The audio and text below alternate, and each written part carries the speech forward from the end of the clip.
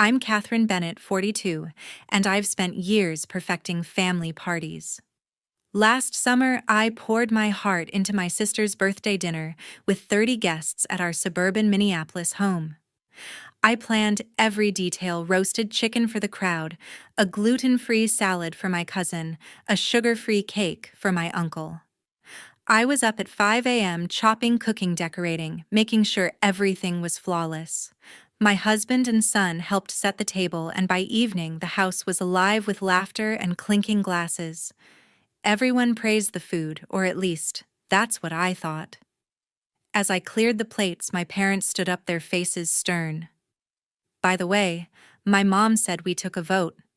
From now on, you're not allowed to cook anymore. You're too controlling. My sister smirked, adding, "And honestly, no one even likes your food." The room went silent. 30 pairs of eyes landed on me, waiting for my reaction. My heart sank, but I forced a smile. "Thanks for being honest," I said, my voice steady. I turned back to the dishes, hands trembling, their words echoing in my head. A month later, they called non-stop, complaining that the parties without me had turned chaotic, and guests were starting to get upset. I simply replied coldly, "Ask the people who voted that day. Would you forgive them or walk away forever? Tell me in the comments. I've always been the one who holds things together." For my sister's birthday last summer, I took on the challenge of throwing a dinner for 30 people at our house in suburban Minneapolis. It wasn't just a party, it was a mission to make everyone feel special. 3 weeks out, I sat with my husband Gregory at the kitchen table, scribbling notes. We emailed cousins, neighbors, and friends to confirm who was coming. My cousin Diane texted about her gluten-free diet, and my uncle called insisting on a sugar-free cake. I nodded, jotting it down. I'd done this before, and I knew how to keep everyone happy. A week later, I dove into planning. I spent hours researching recipes, flipping through cookbooks and websites. I settled on roasted chicken with rosemary, a gluten-free kale salad with lemon vinaigrette, garlic, mashed potatoes, and a sugar-free chocolate cake. Every dish had to be perfect, a reflection of the care I put into family. I called Diane to double-check her preferences. She was thrilled about the salad. My uncle grumbled about no boring desserts, so I tested 3 cake recipes to get it right. I wanted every bite to feel like home, like love on a plate. The day before, I hit the grocery store, pushing 3 carts through crowded aisles. I grabbed 20 pounds of chicken, fresh kale, specialty flours, and herbs. Back home, I chopped vegetables, marinated meat, and mixed batter until midnight. My hands were raw from scrubbing pans. Gregory hauled out folding tables for the backyard, joking, "You're running a restaurant here." My son Nathan dragged chairs from the garage and hung fairy lights across the patio. "Looks awesome, Mom," he said, giving me a fist bump. Their help kept me grounded, but I was still the engine driving this. At 5 a.m. on the party day, I was back in the kitchen, stirring saucepans, checking ovens, and whisking dressing. My hands cramped from piping frosting onto the cake. I barely ate, too focused on timing everything. By noon, I set out tablecloths, arranged sunflower centerpieces, and tested the playlist classic rock for the older crowd, pop for the kids. I checked the chicken every 20 minutes, paranoid about overcooking. Gregory gave me a quick hug, saying, "You're killing it, Kathy." Nathan grinned, folding napkins. I smiled back, but my eyes burned from lack of sleep. I was running on adrenaline and coffee. When guests arrived, the backyard came alive. Neighbors complimented the setup, saying, "Kathy, you've outdone yourself." Cousins grabbed seconds of chicken, raving about the rosemary flavor. Diane cornered me, holding her plate. "This salad is unreal," she said, her smile wide. My uncle sliced into his cake, nodding. "Not bad, Kathy. Not bad." Friends toasted to my sister, their glasses clinking under the lights. The energy was electric: laughter, stories, music. I moved between tables, refilling drinks, swapping empty platters for fresh ones. A neighbor, Tom, called me a genius for pulling it off. I nodded, but my legs felt like lead. As the night wore on, I hit a wall. My feet ached, My back screamed, and I hadn't sat down once. Gregory noticed, whispering, "Take a break." I shook my head, grabbing a stack of dirty plates. Nobody else stepped up. Not Diane, not my uncle, not even my sister. They kept chatting, laughing, eating. The praise, "perfect, amazing," rang in my ears, but it felt hollow. I'd been up since dawn, pouring every ounce of energy into this. Nathan caught my eye, stacking cups quietly, but even his help couldn't shake the feeling. I was exhausted, and deep down I wondered if anyone saw the cost. I'd given everything to make this night shine, but the weight of their indifference settled in my chest. Did they even notice what it took? I stood in the kitchen, staring at the empty plates. The birthday party for my sister was winding down, and the backyard buzzed with lingering guests. I'd spent weeks planning cooking and serving 30 people, but as I stacked dishes, a heavy silence settled over me. My parents, Robert and Patricia, lingered near the counter, their faces tight. My sister approached, holding a glass of wine, her smile sharp. Nobody had thanked me properly, and the weight of that hit hard. Not even my brother Mark had said a word to acknowledge my effort. As I wiped down a platter, my mom spoke up. Her voice clipped. "Kathy, you need to stop acting like you run everything." I froze, sponge in hand. My dad nodded, folding his arms. "You're too controlling with these dinners. We've decided you're done cooking for family." My sister smirked, stepping closer. "Yeah, and let's be real. Your food's so bland. Nobody likes it." Her words sliced through me. The kitchen went quiet, a few guests glancing over from the doorway. Diane. My cousin fidgeted with her napkin, avoiding my eyes. Mark, usually quick to lighten the mood, stared at the floor, his hands in his pockets. Nathan. My son tensed beside me, his jaw clenched. Gregory, my husband, started to speak, but I shot him a look, urging him to stay silent. I wouldn't give them the satisfaction of seeing me falter. I forced a nod, gripping the sponge tighter. Noted I said, my voice steady. I turned back to the dishes, my heart pounding. The guests shuffled out, murmuring goodbyes, but their earlier praise, Diane's unreal salad, the neighbor's genius comment, felt hollow now. Mark lingered, adjusting his jacket, but said nothing. I wanted him to speak up, to call out the unfairness, but he didn't. Nathan whispered, "They're out of line, Mom." Gregory squeezed my shoulder, his eyes fierce, but I shook my head. I needed to process this alone. As the last guests left, I carried a stack of plates to the living room to clear the coffee table. That's when I overheard my sister on her phone, her voice low but smug. "Just closed a deal, $10,000, she said, pacing near the couch. "Mom and Dad's 40th anniversary is going to be huge. I'm booking a fancy restaurant downtown. No more of Kathy's boring dinners dragging us down." My breath caught. She wasn't just criticizing me, she was planning to take over, to erase my role entirely.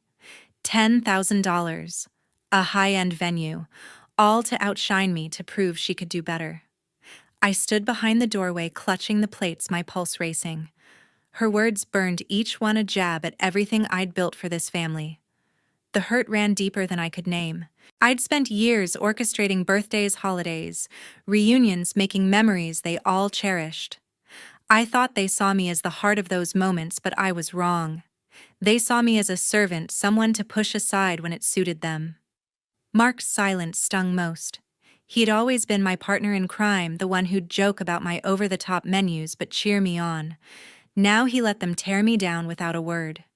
Diane's compliments, the guests' toasts, all of it felt like a lie. Nathan and Gregory were my only anchors, their quiet support keeping me from unraveling. I finished cleaning past midnight, the house dark except for the kitchen light. Gregory offered to help, but I waved him off, needing the rhythm of scrubbing to dull the pain. Nathan stayed close, stacking glasses, his eyes worried. "You don't deserve this," he said softly. I managed a small smile, but inside I was reeling. My phone lit up with texts, Mom asking about a recipe, Dad commenting on the weather, my sister sending a casual great party note. As if they hadn't just humiliated me. I stared at the messages, my fingers hovering. I wanted to fire back, to demand why they thought I deserved this. But I didn't. Instead, I muted the family group chat.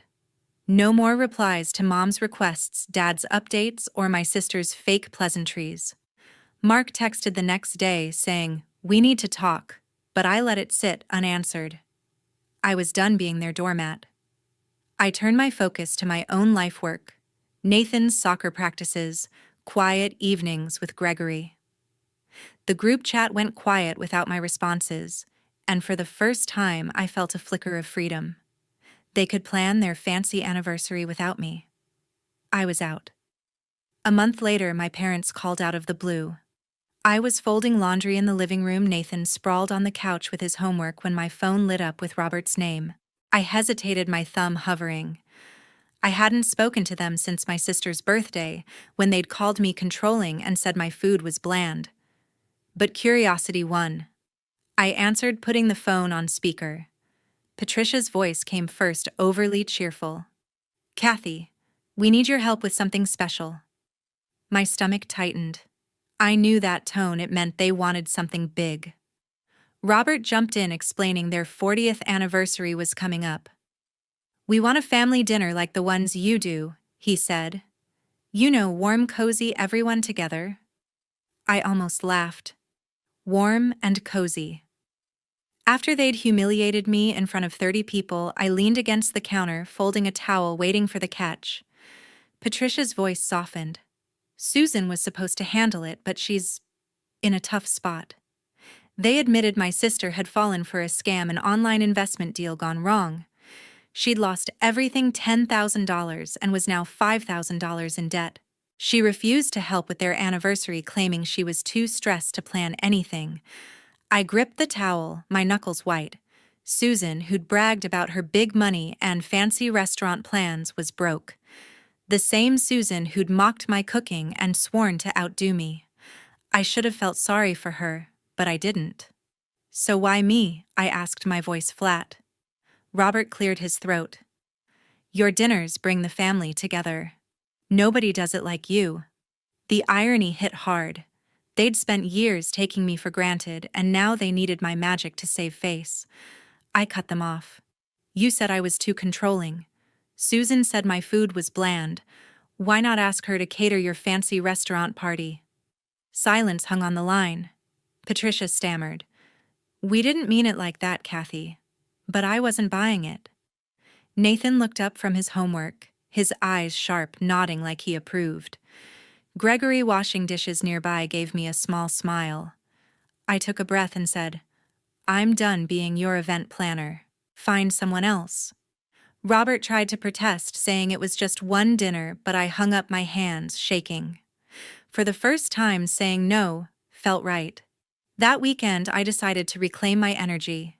Instead of stressing over family drama, I planned a small gathering at our house, just Gregory, Nathan, and a few close friends. No cousins, no neighbors, no expectations. I invited Sarah and Tom, our neighbors from down the street, and Lisa, my coworker, who'd always been there for me. Gregory grilled burgers in the backyard while Nathan set up a playlist, mostly his favorite indie bands. I made a simple spread, grilled vegetables, a fruit salad, and brownies from a mix. No gluten-free specials, no sugar-free cakes, just food we enjoyed. We sat around a folding table under the patio lights, laughing over stories. Sarah teased Gregory about his grilling skills, and Tom shared a terrible dad joke that had Nathan groaning. Lisa raised her glass, saying, "To Kathy, who deserves a night like this." I smiled, warmth spreading through me. This wasn't the chaotic, high-stakes dinner I'd slaved over for my sister. It was easy, real, and full of people who valued me. Nathan leaned over, whispering, "This is way better than their parties." "Mom?" Gregory squeezed my hand under the table, his eyes saying everything. As we cleared the plates, my phone buzzed again. Patricia's name flashed, followed by a text. "Please, Kathy. We need you." I ignored it, stacking dishes with Lisa. Robert called twice more that week, leaving voicemails about how they couldn't pull off the anniversary without me. I didn't respond. Their words, controlling, bland, still stung, and I wasn't going to let them pull me back. Susan's downfall was their problem, not mine. I focused on my little circle, on the people who saw my worth. For once, I felt light, like I'd shed a weight I'd carried too long. By the next month, their plans collapsed. My parents had tried to organize their 40th anniversary dinner themselves after I refused to help. Susan, still reeling from her financial scam, offered no support, leaving them to scramble alone. I heard about the disaster from my niece Claire, who called me the day after. Their house in suburban Minneapolis was a mess. Tables cluttered with half-eaten trays, dishes piled in the sink, and decorations sagging from hasty setup. They'd ordered catering, but the delivery was late and there wasn't enough food. Guests expecting the warm gatherings I used to host left early, mumbling excuses. Robert tried to lighten the mood with a speech, but it fell flat. Patricia, usually poised, snapped at a cousin for spilling wine. The night was a far cry from the cozy family dinner they'd begged me for. I wasn't there to witness it, and I didn't care to. I'd cut contact after their call, still stung by their accusations of being controlling and their dismissal of my cooking. But the fallout reached me anyway. 2 days later, I was scrolling through my phone during lunch when I saw Patricia's post on a family group page online. "Some people are too selfish to show up for family," she wrote, tagging me.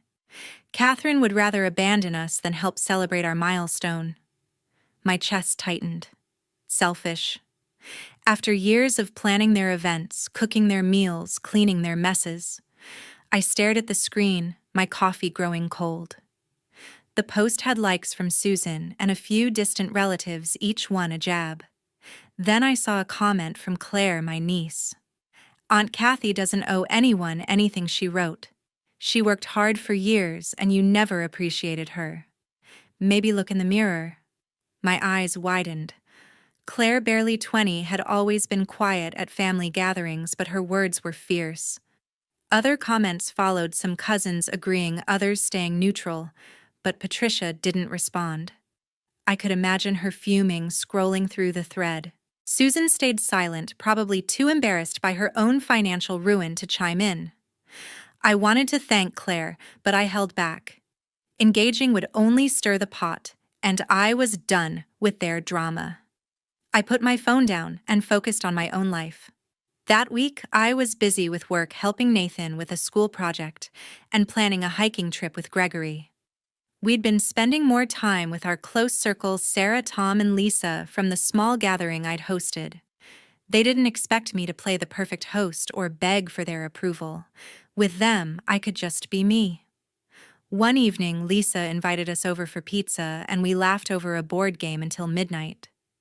Nathan teased me about my terrible dice rolls, and Gregory winked, saying, "You're still the best at throwing parties." Their warmth reminded me what real connection felt like. Meanwhile, my parents kept texting. Robert sent a vague message about fixing things, and Patricia left a voicemail, her tone sharp. "You saw my post, I assume." "We're disappointed, Kathy." I didn't reply. Their failed party wasn't my fault, and their public attack only proved I'd made the right choice. Claire's defense stuck with me, though. I sent her a quick text, not about the post, just checking in about her college classes. She replied with a heart emoji and a note. "You're my favorite aunt." I smiled, tucking my phone away.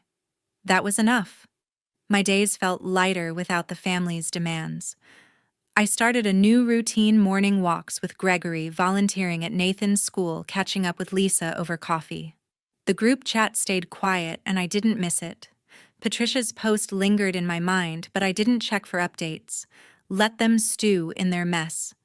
I was building something better, surrounded by people who saw my worth. Their anniversary flop was their own doing, and I wasn't going to clean it up. A few weeks later, I got an email from Susan. I was at my desk sorting through work files when her name popped up in my inbox. I hadn't heard from her since the fallout of her failed financial scheme, and I'd kept my distance from the family after their disastrous anniversary party. My finger hovered over the delete button, but I clicked open instead. Her message was short but heavy. "Kathy, I owe you an apology. I was jealous. Everyone always praised your thoughtfulness, your dinners, your care. I wanted to outshine you, and I was wrong." My jaw tightened. Susan admitting fault. It felt surreal, but her words didn't erase the sting of her past insults. I leaned back, staring at the screen. Her jealousy wasn't news. I'd felt it for years, but seeing it spelled out hit differently. I didn't reply. I wasn't ready to forgive. Not after she'd called my food bland and tried to take over with her grand plans. Instead, I closed my laptop and turned my focus to something that mattered. I'd been planning a charity event at the Minneapolis Community Center, a party for underprivileged kids. It wasn't about impressing anyone, just giving back. I'd spent weeks coordinating with volunteers, ordering supplies, and designing games to make the kids smile. The day of the event arrived and the community center buzzed with energy.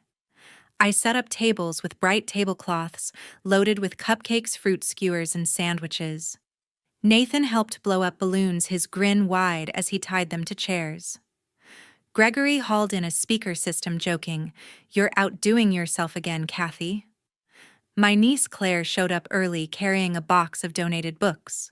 She'd reached out after defending me online, eager to help. "This is awesome, Aunt Kathy," she said, stacking books for the kids. Her enthusiasm warmed me. At 20, she was finding her voice, and I was glad to have her by my side.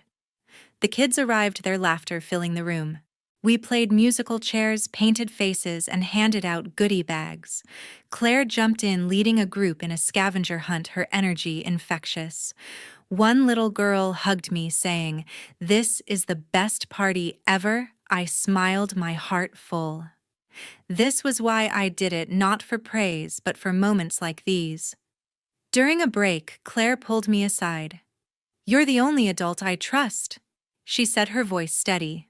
"The rest of the family, they don't get it." I squeezed her shoulder too, moved to speak. Her words meant more than Susan's apology ever could. After the event, I cleaned up with Nathan and Gregory, stacking chairs and sweeping glitter off the floor. My phone buzzed, a text from Sarah, my neighbor who'd volunteered too. "You made those kids' day," she wrote. I smiled, tucking my phone away. Back home, I checked my email again. Susan's message still sat there unanswered. Part of me wondered if she meant it, but I wasn't ready to dive back into family drama. I'd built something better, connections with people like Claire, Sarah, and my little crew who valued me for me. My days stayed full. I helped Nathan with college applications, went on evening walks with Gregory, and met Lisa for coffee to plan a book club. Claire started texting me regularly, sharing updates about her classes and asking for advice. I loved her spark, her willingness to stand up for what was right.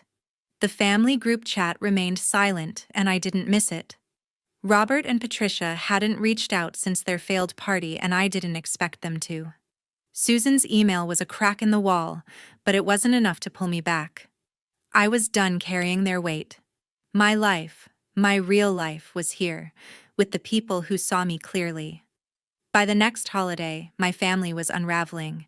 It was Thanksgiving, and I was setting the table for a quiet dinner with Gregory, Nathan, and Claire when my phone rang. Patricia's name flashed on the screen. I let the call go to voicemail, but curiosity got the better of me. Patricia's voice was strained, almost desperate. "Kathy, we're in trouble. Please call us back." I set the phone down, my gut telling me this wasn't just about holiday plans. Later that evening, Robert called again. I answered, bracing myself. He admitted they were drowning in debt, $20,000 piled up from medical bills and bad investments. They'd been arguing nonstop, unable to pay it off. "We need your help," he said, his voice low. "Not just money, but to bring the family back together. You're the only one who can." Patricia chimed in, pleading, "We miss your dinners, Kathy. They kept us grounded." I clenched my jaw, their words stirring up old wounds. They hadn't cared about my dinners when they called me controlling or let Susan mock my cooking. I took a breath, my voice steady. "Ask the people who voted that day," I said, referring to their decision to push me out of family gatherings. "I'm not your fix for this." Patricia gasped, and Robert started to argue, saying, "We're family, Kathy." That was a mistake, but I wasn't swayed. I hung up my hands, trembling. Nathan looked up from the table, his eyes wide. "You okay, Mom?" he asked. I nodded, forcing a smile. Gregory squeezed my hand, his quiet support enough to keep me steady. The next morning, I got a text from Mark. He hadn't reached out since the birthday party where he stayed silent while our parents and Susan tore into me. "I'm sorry I didn't stand up for you," he wrote. "I was wrong. Can we talk?" I stared at the message, my chest tight. Mark's silence had hurt as much as the other's words. I'd counted on him, my brother, who always had my back, to say something, but he hadn't. I typed a reply, then deleted it. I wasn't ready to forgive, not when the betrayal still stung. I left his message unanswered, just like I had with Susan's email. Instead, I threw myself into my community work. I'd been organizing events at the Minneapolis Community Center building on the success of the kids' party. This time, I was planning a winter clothing drive for local families. Claire showed up to help sorting coats and scarves with me. "You're doing something real here," she said, stacking boxes. Her belief in me felt like a lifeline. We worked side by side, joking about her college dorm life while folding blankets. Sarah and Lisa pitched in too, dropping off donations and cracking jokes to keep the mood light. The drive was a success. Dozens of families got what they needed, and the center was filled with grateful faces. One woman hugged me, saying, "You're a blessing to this community." I smiled her words, warming me more than any family praise ever had. Back home, Gregory and Nathan helped me unpack leftover supplies, and we celebrated with takeout pizza. Claire joined us, laughing as Nathan tried to steal her slice. "You guys are my real family," she said, her eyes bright. I felt a pang of pride. She'd chosen me, not the chaos of Robert, Patricia, or Susan. My phone kept buzzing with messages from my parents. Robert sent a long text about their financial strain, begging me to reconsider. Patricia left another voicemail, her tone sharp. "You're tearing us apart, Kathy." I didn't respond. Their problems weren't mine to solve. I focused on my life, planning the next community event, helping Nathan with his college essays, and enjoying quiet evenings with Gregory. After everything that happened, I realized I no longer needed to seek their approval. The Minneapolis Community Center was alive with laughter as I hosted a birthday party for underprivileged kids. Gregory grilled hot dogs, Nathan led a piñata game, and Claire handed out colorful cupcakes. The kids' smiles lit up the room, their joy pure and unfiltered. This was my purpose now, creating moments that mattered, surrounded by people who valued me. My old family, Robert, Patricia, and Susan, faded into the background, their absence a relief. I'd heard through Claire that they were paying a price. Susan's so-called friends had ditched her after her financial flop, leaving her isolated. Robert and Patricia faced whispers from neighbors who called them ungrateful for pushing me away. Their social circles shrank, their reputation bruised by their own actions. I didn't gloat, but I felt no guilt either. They'd made their choices just as I'd made mine. After the party, I sat with Nathan and Claire cleaning up streamers. I looked at them, my heart full. "Don't let anyone dim your worth," I said, my voice firm. "Not family, not anyone." Nathan nodded, his eyes serious. Claire hugged me, whispering, "You've shown me that, Aunt Kathy." Gregory joined us, wrapping an arm around me, his pride clear. Sarah and Lisa stopped by, praising the event, their warmth a stark contrast to my parents' coldness. I'd cut off all contact with Robert, Patricia, and Susan. No more calls, no more texts. My phone was quiet, and I liked it that way. My life was full: community projects, dinners with friends, and moments with Gregory, Nathan, and Claire.